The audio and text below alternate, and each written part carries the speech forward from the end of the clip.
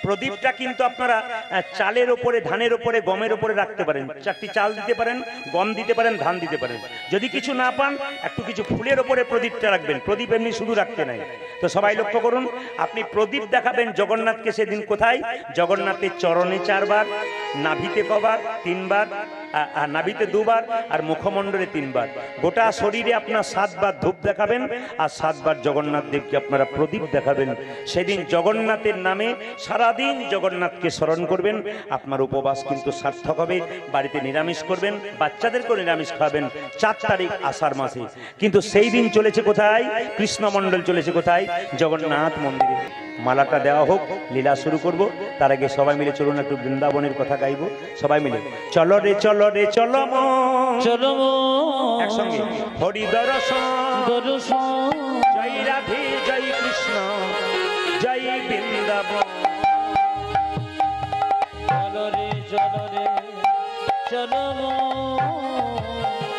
হরি দর্শন, জয় রাধে জয় কৃষ্ণ জয় বৃন্দাবন। চলো রে চলো রে আমার মন, হরি দর্শন জয় রাধে জয় কৃষ্ণ জয় হো বৃন্দাবন। চলো রে চলো রে চলো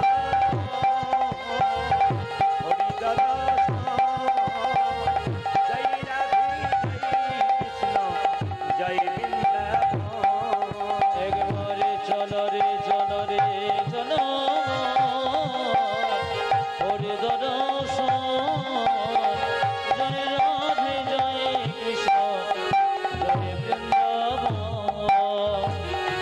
ঘাট বংশী বট নিকুঞ্জ কানন কাজ কেশে ঘাট বংশী বট নিকুঞ্জ কানন। কেশে ঘাট বংশী বট নিকুঞ্জ কানন কানন। কেশি ঘটে মঙ্গে শিব নিকুঞ্জ কানন। যেথায় হোলি খেলে জামা নন্দন নন্দন। যেথায় হোলি খেলে জামা নন্দে নন্দন। যেথায় হোলি খেলে আমার নন্দে নন্দন। আর যেথায় হোলি খেলে আমার সেই নন্দে নন্দন। চলো রে চলো রে চলো হরি দর্শন জয় রাধে জয় কৃষ্ণ জয় বৃন্দাবন। চলো রে চলো রে চলো হরি দর্শন, জয় রাধে জয় কৃষ্ণ জয় বৃন্দাবন। যেথায় আছে মা যশোদা শ্রী শিরোমণি মণি। যেথায় আছে মা যশোদা শিরোমণি। যেথায় আছে মা যশোদা শ্রী শিরোমণি মণি। যেথায় আছে মা যশোদা শ্রী কৃষ্ণ মণি। গোপালকে কোলে লয়ে খাওয়া তো নবনী। নিজ গোপালকে কোলে লয়ে খাওয়া তো নবনী। গোপালকে কোলে লয়ে খাওয়া তো নবনী। আর নিজের গোপনী করে লয়ে কবত নবনে। মধু মাখা মাখিছে স্নেহেরি বন্দন। জয় রাধে জয় কৃষ্ণ জয় বৃন্দাবন। হরি চলো রে চলো রে চলো হরি দর্শন, জয় রাধে জয় কৃষ্ণ জয় বৃন্দাবন। চলো রে চলো রে চলো হরি দর্শন জয় রাধে জয় কৃষ্ণ জয় হো বৃন্দাবন। আজ জয় রাধে জয় বৃন্দাবন। আজ জয় রাধে জয় কৃষ্ণ জয় রাধা রানী কি। বাহ। মামা অন্তর মন্দিরে জাগো জাগো মদন কৃষ্ণ গোপাল গো মদন কৃষ্ণ গোপাল উলধ্বনি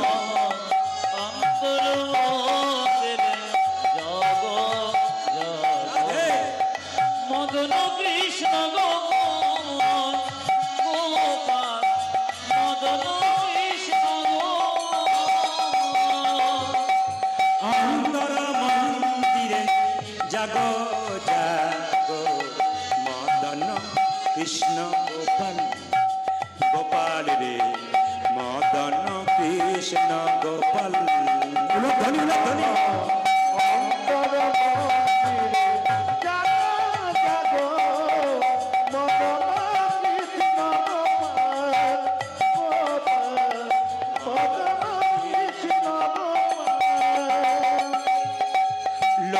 রাধা বামে এসো ব্রজ ধামে লয়ে রাধা এসো ব্রজ ধামে লয়ে রাধা বামে এসো ব্রজ ধামে